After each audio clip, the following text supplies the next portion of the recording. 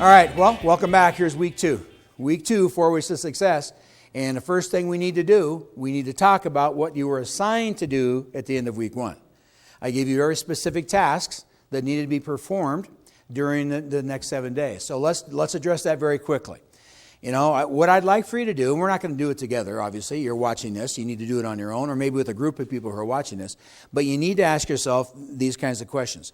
What challenges did you have, and what rewards were you experienced with from the activities I gave you specifically?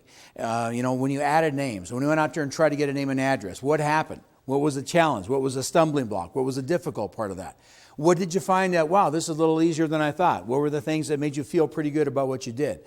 The phone calls, the handwritten notes, the market study. You know, what was the difficult aspect of doing a market study? You know, what was the rewarding aspect of doing a market study?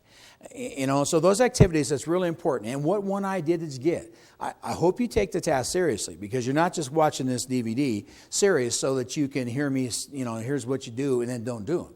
You need to go out and do the activities. Once you do the activities, then you need to ask yourself the questions, what did I learn from the activities? You know, what was it that I did that I really enjoyed? What was the part that I struggled with? And so that's a key component to going through this program. Does that make sense, by the way, to you? Because without that, you know, I question the value of this program, quite frankly. Well, week 2. Week 2, we're going to talk about some things like, I'm going to show you my first year's business plan. I'm going to show you my first year's plan. It's embarrassingly simplistic. You know, understand my background. I never went to college. You know, I went to Vietnam instead, part of that generation. I was a policeman for 7 years.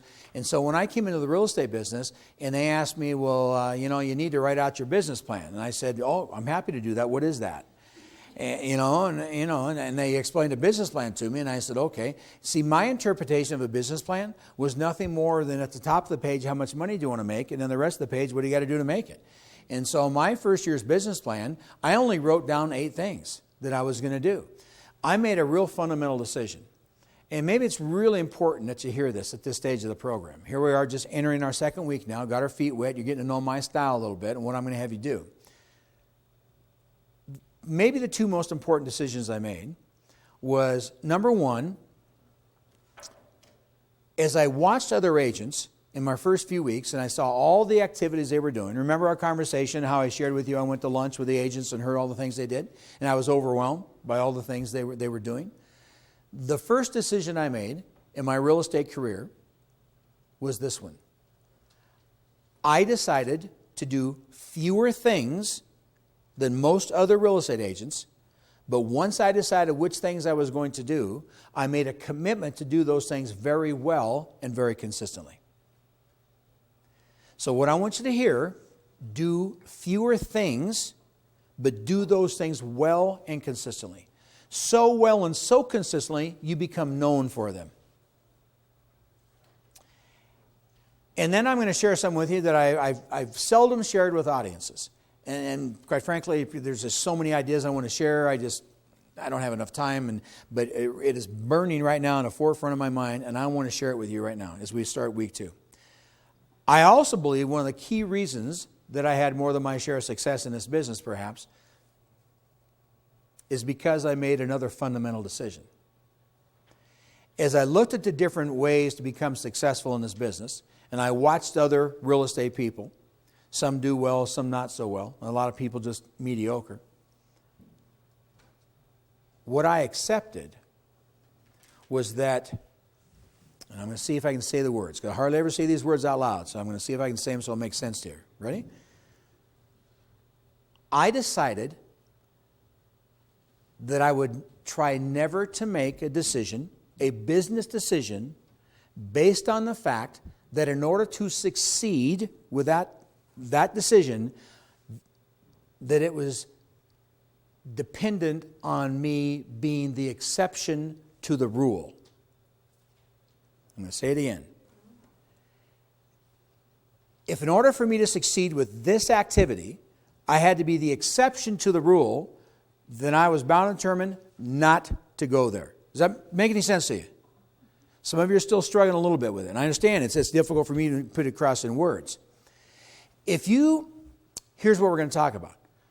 When I say have a business plan, I only wrote down 8 things to do. All these years later, all the countries I've been to around the world, sharing ideas with people, I've decided that of the 8 activities, 4 of them are as valid today as they are when I first did them years and years ago. 4 of the 8. And I'm going to show them to you. And I'm going to see if I can make more sense of what I just said about 60 seconds ago. You see, this is my first year's plan. Many years ago, that's how much money I wanted to make my first year by quarter. And I'm going to kind of blow it up so you can see a little more clearly. Those are the 8 different activities that I decided to undertake. And I said I had 8. Of those 8, I said how many of them were just as valid today as they were years ago? 4. So I'm just going to mention the 4. The first one is direct mail. Almost every big producer in the industry does monthly direct mail to their database. The second one of the 4 activities, you've got to drop down a few, is expanding my sphere of influence by 1 person per day. The vast majority of the most successful people I've met in my tenure in this business are very good at actively adding people to their database. Some of you watching this series right now, you've been selling real estate for a long time. One of the first things that experienced agents quit doing consistently is continually adding more names to their database. Is that a true statement? You've got to always add fresh blood. You've got to keep a constant flow of people coming into your database. The third activity are phone calls, 10 calls a day. And the fourth one are personal notes, 10 notes a day. Those ideas today, I believe, have more impact today than they had 20 years ago, 30 years ago. So let's go back and revisit what I said. When I had to decide which activities I was going to do to try to increase the likelihood I would be successful with those activities, I'll put it in a maybe different slant. I tried my best not to undertake an activity that in order for me to be successful with that activity, I had to be the exception to the rule. If you make business decisions based on the fact you've got to be the exception, then you're doomed yourself to failure. If the vast majority of people, and all you need, I'm asking you to trust me. I've been around this thing for over 3 decades. I've seen lots and lots of successful people in many different countries in the world selling real estate. And I'm telling you that the common thread that runs amongst the most successful people is, number one, they mail something every month to their database. That is the common thread right there. If that's true, and you try to have success in this business without a direct mail program, you're trying to be the exception to the rule. Does that make any sense now? Why would you do that? It is beyond me why you would do that. It seems to me you'd want to increase the likelihood as much as possible that you would be successful if you undertook an activity. So why not undertake the activities that most successful people are doing? Are we on the same page now? And I know I'm just kind of pounding on this, but it's very frustrating for me to go around and talk to audiences and see people say, well, most of the really successful people are doing that, but I don't think I need to do that. I'd ask you the same question that Joanne asked me years ago. Who do you think you are? Why should you not have to do what the rest of us had to do? Is that okay if I say that to you? One of the very first speaking opportunities I ever had in a bordering state, my career was in Reno, Nevada, and my very first speaking opportunity outside the state of Nevada was in Utah for the Utah Association of Realtors State Convention. And I was on their superstar panel. It was my second year. I just finished my second year of my career. Sold 89 houses, and they said, hey, we want this guy to be on our superstar panel. So I go over there to Park City, Utah. And I am on a little platform with 4 other, big stars, and this is all new to me, and I'm feeling pretty excited about this, and my ego is feeling pretty good about this, and I'm thinking, I sold 89 houses, aren't I hot? And sitting right next to me was a lady named Joan, who's just a nice little lady like this, kind of like this. And she says, "Did you have a good year?" I said, "Oh, I had a great year. I sold 89 houses." She goes, "Oh, wow." I said, "How about you, Joan?" She goes, "Oh, yeah, I sold 216.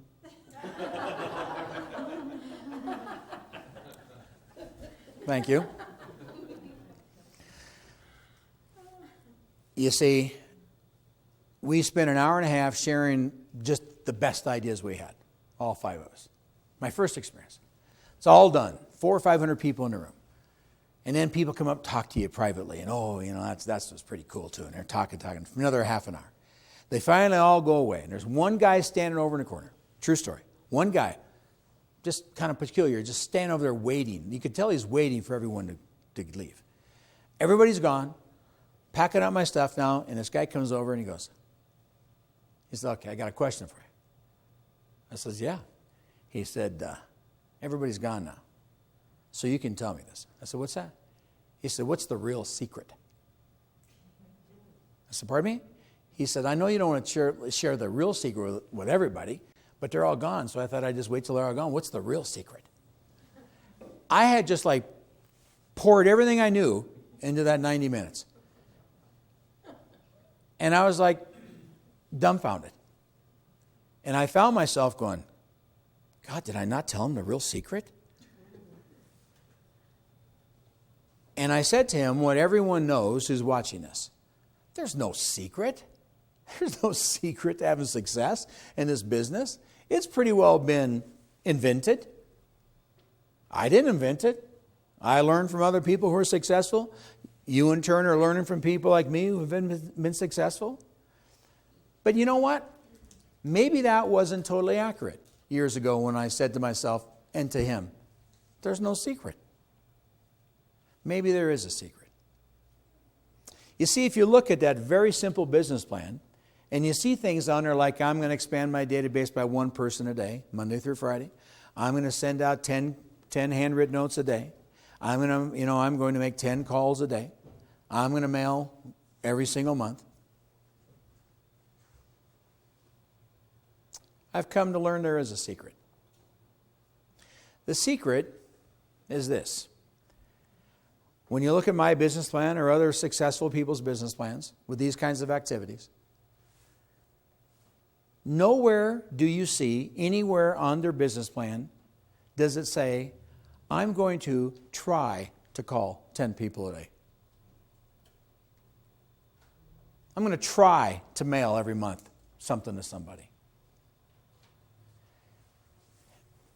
Why would success in this business be different in every other facet of our life? It's nothing more than self-discipline.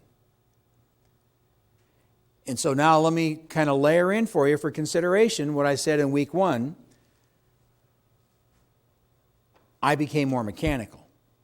Example, if I'm going to write 10 handwritten notes a day, 5 days a week, 50 note cards, that means Monday morning I laid 10 note cards on my desk.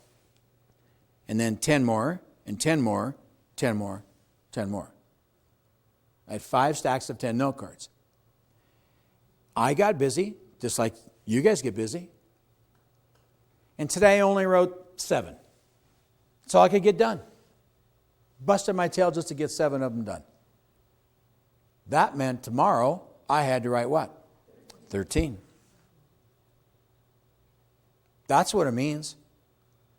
If I was so swamped today, I only made 3 phone calls instead of 10.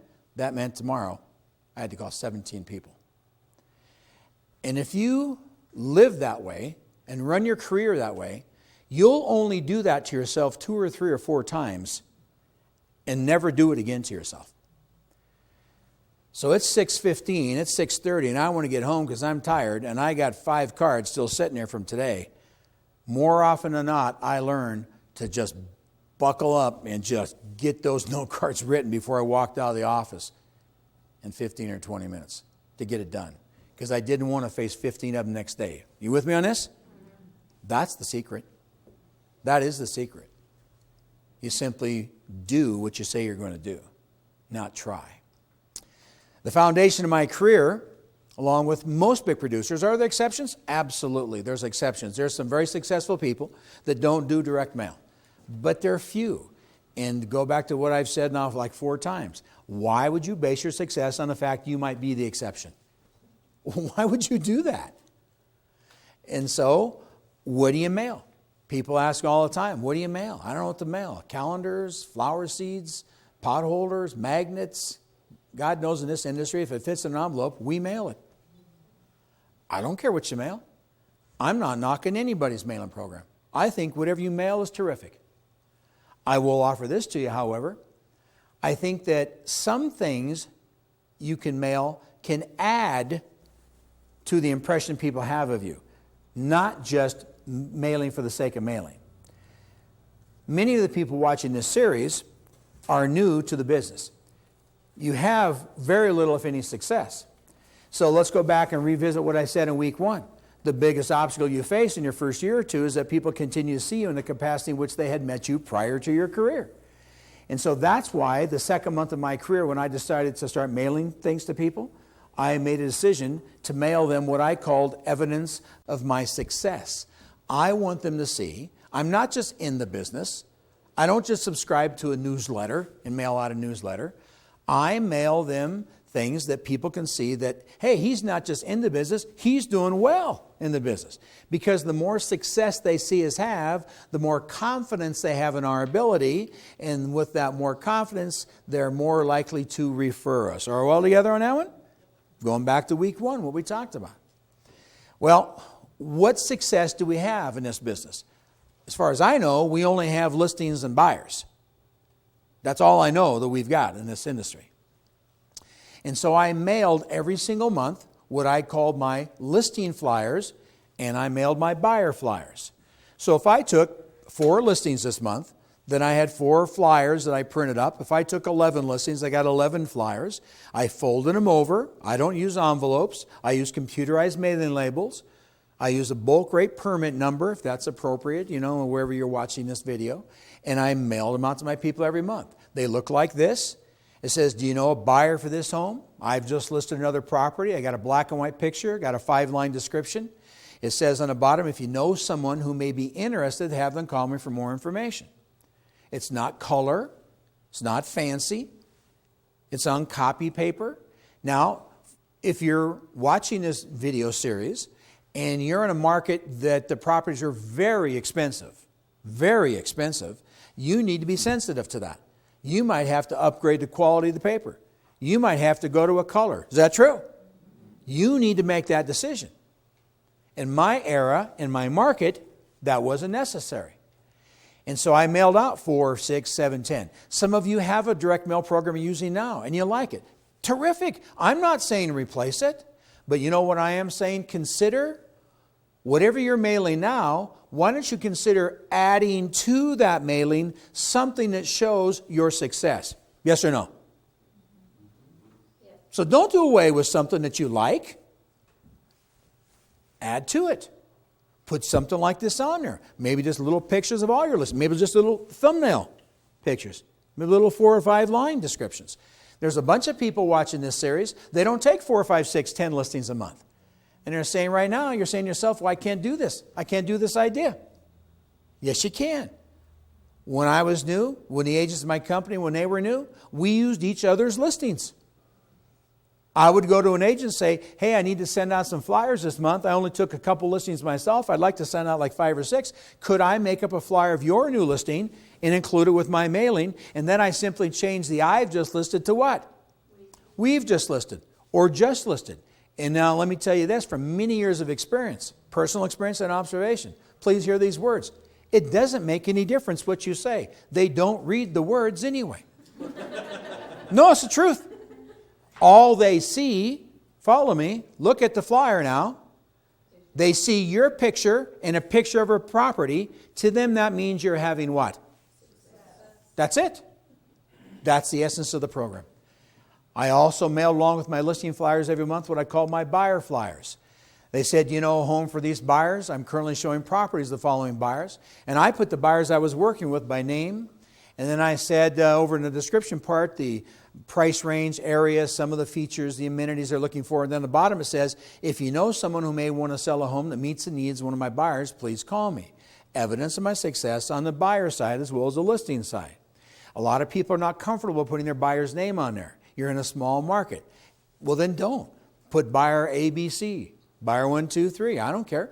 But don't eliminate the idea because of a glitch. Solve the glitch, consider doing the idea. I did this my entire career. My company did this program. 193 agents in my company did the same program. Every one of us. If it didn't work, I wouldn't have 193 agents every month be willing to pay a price to do this direct mail program. You need to send out a letter along with your first flyers or prior to your first flyer. And I provide the letter for you in the workbook. And it's the cover letter that tells them about this new program you're excited about, the exposure, you know, for both your listings and with buyers you're working with to satisfy their needs. And so use this kind of a cover letter as you launch this direct mail program. I want to give you a step-by-step how you set up your Sphere mailing program. I think you need to have a minimum of 100 names. If you got 62 names, you better bust your tail and get out there and get 38 more names. You need to have 100 people in a database. You've heard me say that, you know, already in week 1. You need to set up your basic flyers. Are you going to do something like I'm talking about, that I'm showing you? You can do something a little bit different. I'm not hung up on that, guys. I think you need to show evidence of your success, however that might be. You need to address the fact that who's going to design and print your flyers? I mean, who's actually going to do this? Are you going to do it yourself? Probably not a good idea. Because if you do it yourself and if the program in fact works, you'll become very busy. And guess what happens to the program? The whole thing collapses because we're the ones responsible for actually doing it. We also need to maybe negotiate with a local copy business, you know, somebody who will print your flyers for you. If they know, you don't have to, you're not some big corporate account, but if they know every month you're going to be down here, you know, to do whatever it is, a few hundred copies, you'll get a little better rate than if you just walk in there and say, here, this is what I need this month. So give yourself a break. Negotiate some kind of a rate with them. Who's going to mail your flyers? You don't want to be doing that. You are the last person on earth that should have anything to do with mechanically mailing out your mailing pieces. You want a mail house or some kind of distribution place. Maybe some of you watching this video, maybe the company does something like that. You need to find what sources you have available to you. Who's going to do the labels? Don't worry about hand addressing. That's ridiculous. You just want computerized mail labels on these things. We did so much direct mail in my company, I can tell you that University of Nevada School of Business did a 2-year study of our direct mail program. And what they determined was that 62.1% of the people we mailed to actually looked at the flyers, which is phenomenally high for junk mail. It wasn't a surprise to me. It blew them away. Didn't surprise me at all. You know why? Because we're only mailing to people that we have a relationship with. And when they saw the mailing piece, they knew what it was and who it was from. And I'm not kidding myself for a second to think they opened it up and sat there at the dinner table and said, oh, let me show you what we got in the mail today. But what they did do is they kind of glanced at them before they tossed them aside. That's all I want them to do, because it was driving home that message that I'm having what? Success. That's the purpose of a program, and building that relationship. And so maybe there's someone you can find to do both steps 6 and 7. Somebody can do those things for you. Get the labels done. Get the mailing thing done for you. You want to step out of that as quickly as possible. You do not be the one, you don't want to be the person who does that. And then you need to discipline yourself to come up with a monthly schedule. You know, on the 11th day of the month, that's when you got to have your forms filled out to get your flyers created, and then off it goes, and then the system takes over. Do you follow what I just said to you? The system then takes over. You do your part, but I knew on the 11th day of the month, that's the day I have to have my material into the person who actually orchestrated my mailings for me. And then you've got to constantly add more names to your database. Just keep putting more and more names in there. And then from time to time, every 3 months, 4 months, you purge your system. You purge your mailing list. There's been a death in the family. There's been a divorce. There's been those kinds of things. I did 4 times a year. I did return. Postage was paid for returns because if you do bulk rate postage, they won't return it to you. But if you put up a postage deposit, then they actually will return it to you, because there are some people in my database that actually moved.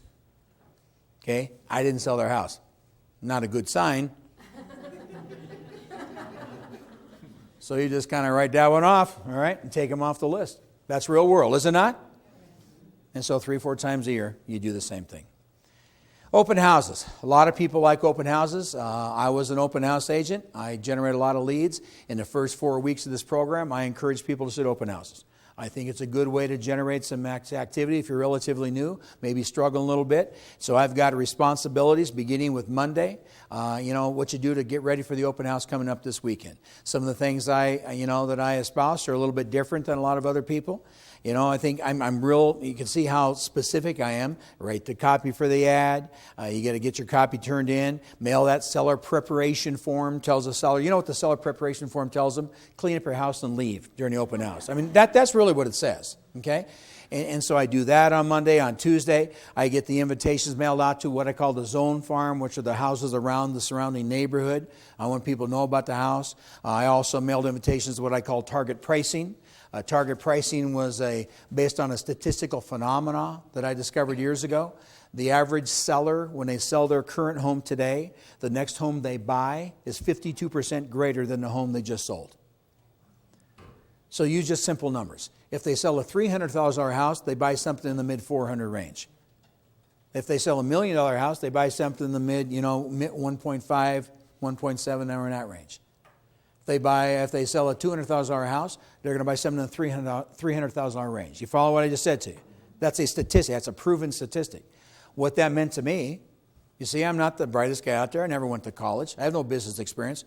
Common sense told me when I'm trying to drive more traffic to my open house, if I'm sitting on a $300,000 listing I just took, and I want more people coming to my house, I went to, in my case, a title company, and I said, I'd like to have 100 names and addresses of people who live in the same part of town, but they live in the $200,000 neighborhood. You follow what I just said to you? And I invited them, total strangers, to my open house. And guess what? I had more people showing up to my open house because it was a likely move-up buyer. More importantly, you know what it did? It impressed the seller with a marketing strategy no one else had ever even thought of. Just another way of validating my commission, why I'm different from most people out there. I provide questions for you in the workbook. There's questions, suggested questions you might want to ask for open house visitors. I'm not going to go into them. You can read them on your own. See if there's someone there that you feel comfortable with. I'm going to make one comment to you. Okay? Here's the comment I want you to hear. I want you to hear this. The single biggest mistake that agents make in hosting open houses is that they think they're going to sell that house to someone who comes into it. Does it happen? It does happen. But it's the exception. And the more you let yourself think that you might sell this house today to someone coming in to visit it, the more you send that message to people who are coming in the front door. And you've got to reverse the roles and put yourself in the shoes of a visitor open house. When they come in, their defenses are at the max. Yes or no? They're prepared for you to try to what? Sell them that house. And so when you see why most agents don't have any success or limited success at open houses is because I think they have the wrong mindset. They've drawn the battle lines as soon as people cross the threshold of the house. They're trying to sell me the house. I don't want to be sold this house. And that's why I give you the questions in here that you might want to ask. Is this the kind of home you consider, living in? Is this what you've been looking for? Have you looked at other houses in the area? I mean, you've got to be very, very vanilla, very non-threatening to people in an open house. Does that make sense to you? Show them, come from a total different angle from what they expect. So, pretty brief, to the point. Here's what I want you to do for week 2. We're going to repeat some of the exact same things. We're going to do it for all 4 weeks, so get ready for that. I want you in the office early. I want you to get out there and expand your sphere by 10 more people. I want you to do another market study. We're going to call 25 more people, preview more properties. We're going to do more handwritten notes. I want you to listen to a CD or DVD. I want you to come up with 2 ideas now. 2 new ideas this week, not just one. Take another top agent to lunch, and then schedule an open house for this weekend. And I encourage you to follow what I laid out as the suggested way to host an open house. Use the invitations, put some effort into it, because I'll just kind of leave you with this on week 2. What I see most agents do with an open house is that an open house is almost like a last minute, oh, I got to have the open house tomorrow. I'll get out there and get the signs out and tie some balloons to it. Turn on the ball game and hope nobody interrupts me for the day. And we wonder why we don't have much success at open houses. When in fact, what I'm asking you to do in week 2 is to put some effort and some thought and some energy into the open house before the open house ever opens on the weekend. You hear me? Hear the message? The more you put into it, the more you can expect back in return. That's the way business works. Why should this mundane, simple, basic, boring activity, open houses, why should that be any different than any other aspect of the business world? Let's put more into it. So those are your marching orders for week 2. Okay? Take it seriously. Go out there and do it. Get it done. It'll pay you dividends.